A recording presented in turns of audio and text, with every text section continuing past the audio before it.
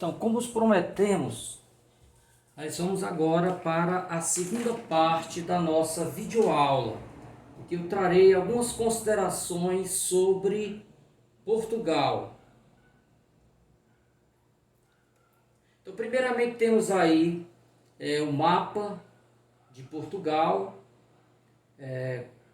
e ao lado a bandeira e o brasão de armas. Então, alguns dados sobre Portugal. Portugal é mais ou menos do tamanho de Santa Catarina, o estado de Santa Catarina. Tem 92.256 km². A capital é Lisboa, a língua oficial português e a população, segundo o censo de 2011, é de 10.562.178 habitantes. De onde vem o nome Portugal? Vem do nome da segunda maior cidade, hoje Porto, mas em latim era Portus Cali. Então daí vem o nome Portugal. O país entrou na União Europeia em 1º de janeiro de 1986, e aí alguns indicadores sociais. O IDH, que é o Índice de Desenvolvimento Humano, ele vai de 0 até 1. Quanto mais próximo de 1, mais desenvolvido é o país em termos, de questões ligadas ao desenvolvimento humano. Então, Portugal tem o índice de desenvolvimento humano de 0,850. Então, entre 200 países é o 40º. Então, está numa situação muito boa. Expectativa de vida, 79,4 anos. Então, quando um bebê nasce, a expectativa é que ele viva até perto de 80 anos. Então, nesse indicador, ele ocupa a 39ª posição entre 200 países. Mortalidade infantil, 3,1 por mil nascimentos.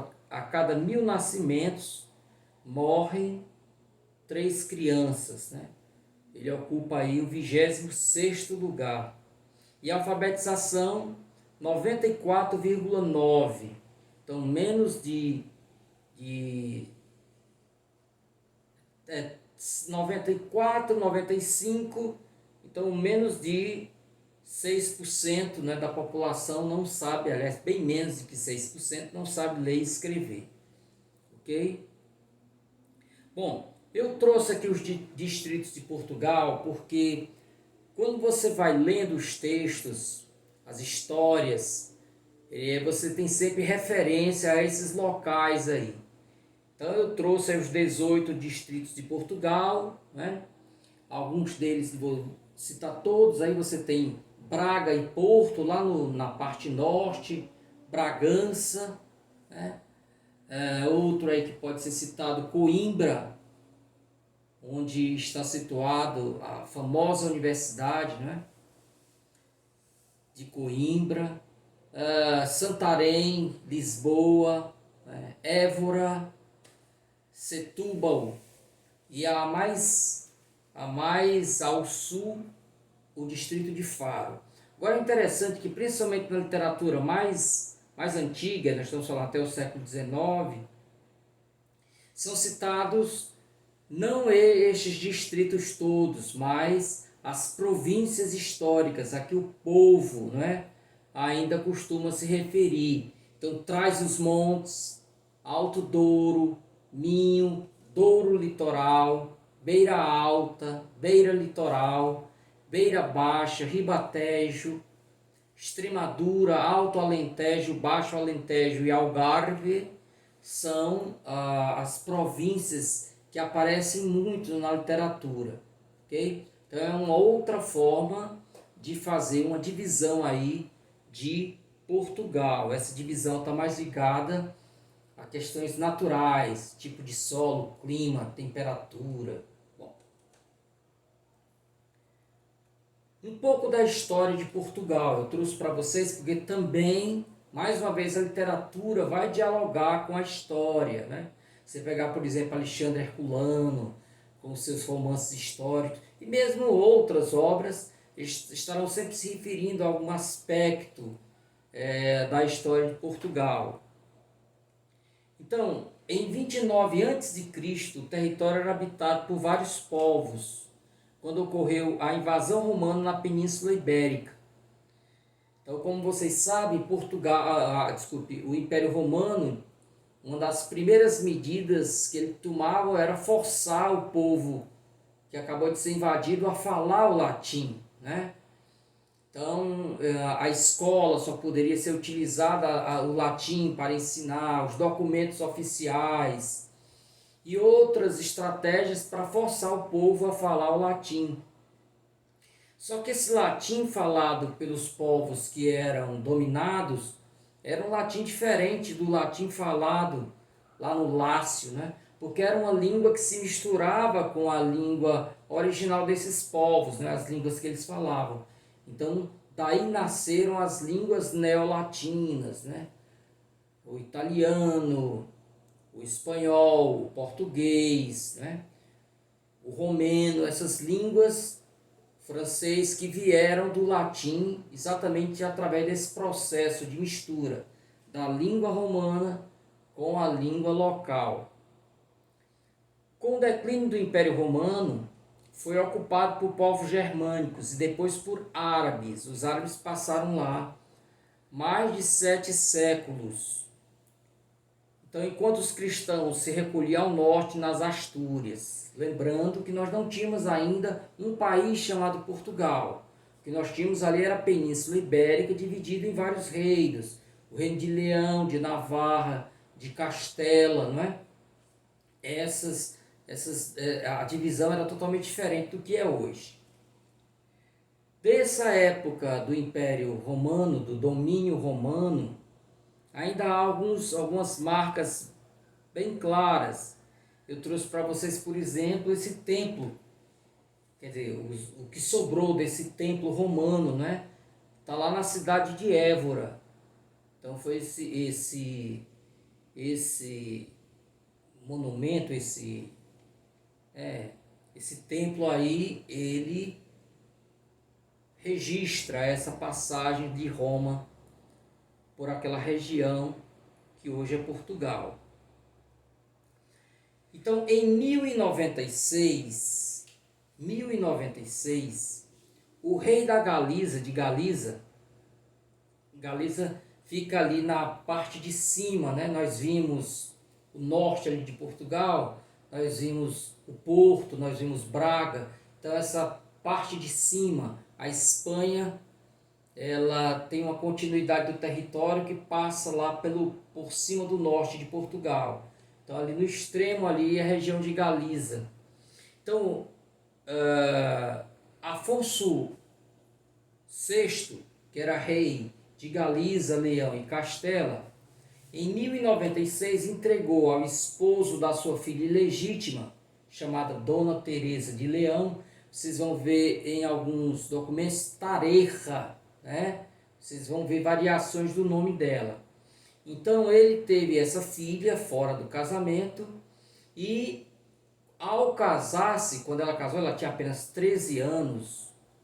Ela casou-se com um francês, um nobre francês chamado Dom Henrique de Borgonha.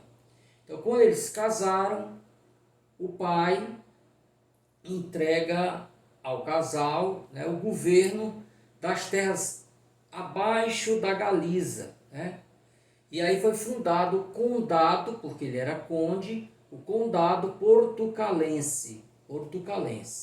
Daí é que vai nascer Portugal. Então, após a morte deste conde Dom Henrique de Borgonha, o seu filho, Dom Afonso Henriques, sobe ao poder. É com ele que Portugal vai conseguir a sua independência, né? Ele era até então ligado ao Reino de Leão. E aí ele se desvincula, ok? Em 1143, um tratado chamado Tratado de Zamora. Aí já podemos falar do país Portugal. A estabilização das suas fronteiras em 1249 tornou Portugal o primeiro Estado-nação europeu.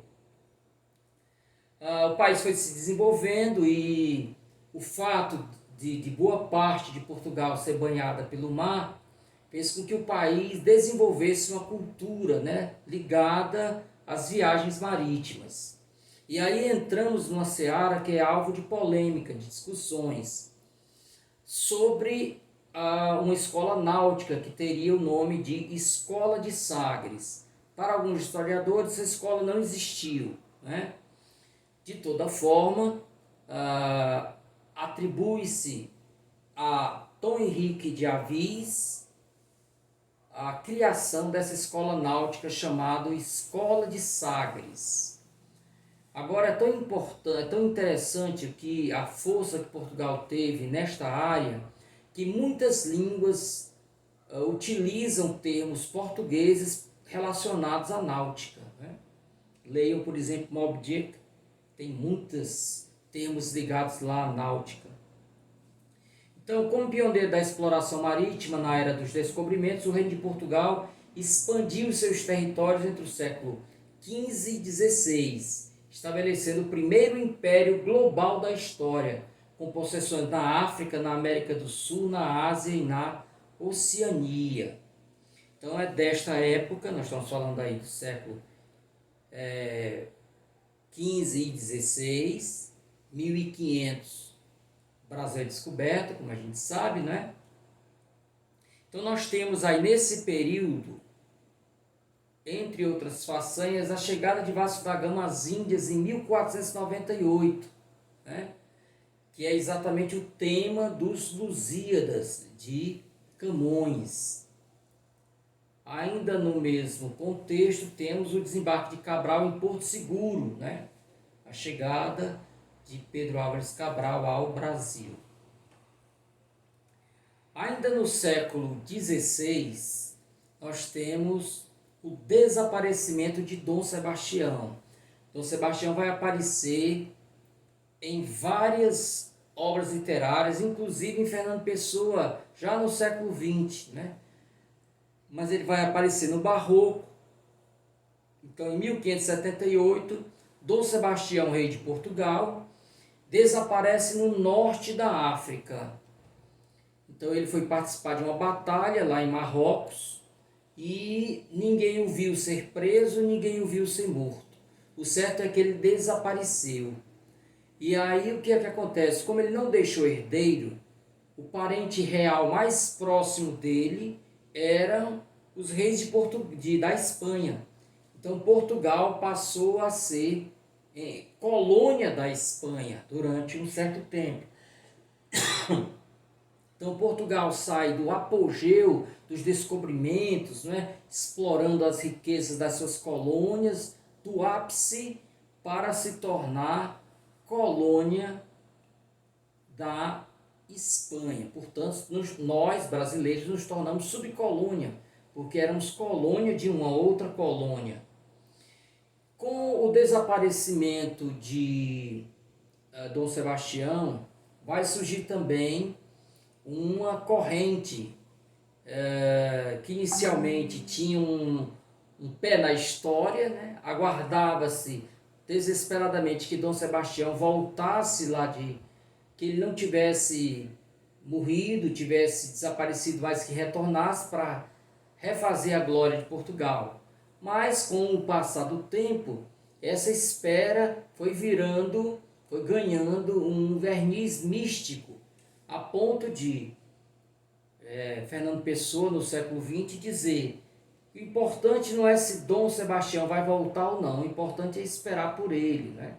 Então o sebastianismo foi essa espera pelo retorno do rei, que acabou se misturando com a espera do Messias, né? A promessa lá da Bíblia, ok? Então, para que vocês saibam as raízes do sebastianismo que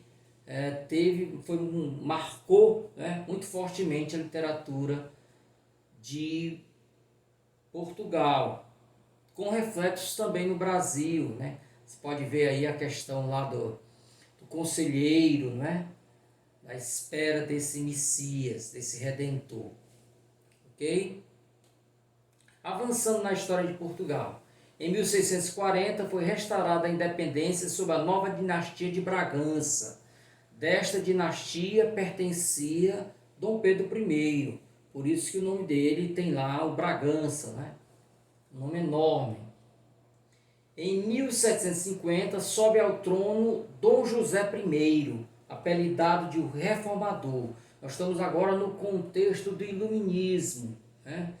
Em que a ciência começa a tomar o lugar da religião, né? Do misticismo.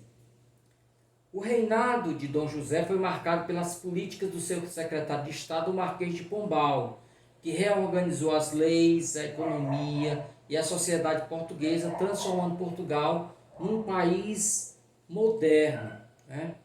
Entre as ações do Marquês de Pombal está a expulsão dos jesuítas, né? Aqui do Brasil, né? O terremoto de 1755 em Lisboa, as invasões espanhola e francesa resultaram na instabilidade política e econômica. Em 1808, a família real é obrigada a deixar Portugal. Vocês lembram bem, Napoleão Bonaparte, né? Para prejudicar os ingleses, né? Decreta o bloqueio continental, em que as nações não poderiam comercializar com a Inglaterra. Só que Portugal era muito dependente desse comércio e acabou não obedecendo. Por conta disso, a França, né, se propõe a invadir Portugal, se prepara para invadir Portugal. E Dom João VI, sabendo disso, vem com a família real, os seus secretários, né, para o Brasil. Em 1820, a Revolução Liberal do Porto forçou a volta de Dom João VI para Portugal em abril do ano seguinte, ficando Dom Pedro no Brasil como seu regente. Nós já sabemos também. Em 1822, com a independência do Brasil, Portugal perde sua principal colônia. Em 1931, Dom Pedro I abdicou do trono brasileiro para ir lutar contra seu irmão Dom Miguel. O primeiro, quer dizer, Dom Pedro I, representava os liberais, enquanto o segundo era absolutista. Então, Dom Miguel, junto com a mãe, queriam que só o rei mandasse, enquanto os liberais queriam dividir o poder entre o rei e o parlamento, né? Dom Pedro I, chamado Dom Pedro IV em Portugal, acabou vencendo o irmão. E aí ele passa para a filha o trono. A filha de Dom Pedro I, lá chamado Dom Pedro IV. Em 1910, uma revolução depôs a monarquia. Então é instaurada a república. Mas foi um momento muito confuso, em que haviam lutas internas, né? Instabilidade, crise financeira. E isso tudo abriu espaço para um ditador. Em 1926, Antônio Salazar, né, que era inicialmente ministro das Finanças, acabou lá dando um golpe e se transformou, né, num ditador de orientação fascista. Então nós estamos vivendo aquele período em que as forças, né, nazistas, o fascismo lá na Itália, eles estão se organizando. E Antônio Salazar partilhava dessa ideia, né? Depois que tanto o nazismo quanto o fascismo italiano e alemão caíram, não é? Antônio Salazar continuou, porque para as potências ocidentais era interessante mantê-lo, porque ele era muito católico, né? Muito católico e era contra os comunistas, né? Naquele momento lá em que a gente percebe o cenário da Guerra Fria, era muito interessante ter essa pessoa. Por isso Salazar não caiu junto com os outros fascistas, né?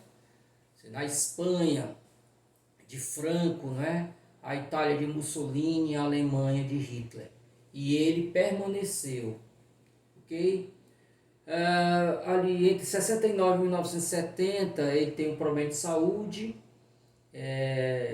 creio que foi um AVC, e ele acabou sendo substituído, tentaram dar continuidade ao trabalho dele, mas em 1974 há uma insurreição, né? E os militares deram fim ao salazarismo. Então, a Revolução dos Cravos, chamada de a última Revolução Romântica, dá fim ao governo de Salazar, em 25 de abril de 1974. Logo após isso, Portugal assina lá a independência dos países africanos, né? Guiné-Bissau em 74, Angola em 1975, então entre 74 e 75, as 5 ex-colônias de Portugal. É claro que essa independência não foi conquistada por caridade, né, da parte do colonizador. Ocorreram lutas desde lá o final dos anos 60, né, desde os anos 60, esses países se armaram e lutaram contra o invasor. O certo é que, com a Revolução dos Cravos, abriu-se o caminho para a independência das colônias da África. Aqui nós temos o presidente de Portugal, à época, assinando o Tratado de Adesão de Portugal à Comunidade Econômica Europeia, né? Então ele ingressa em 1986, ok? Bom, ainda nesse nosso primeiro contato que nós estamos aqui estabelecendo, eu trouxe para vocês também uma discussão sobre os ícones da literatura portuguesa, do qual nós trataremos na terceira parte da nossa videoaula.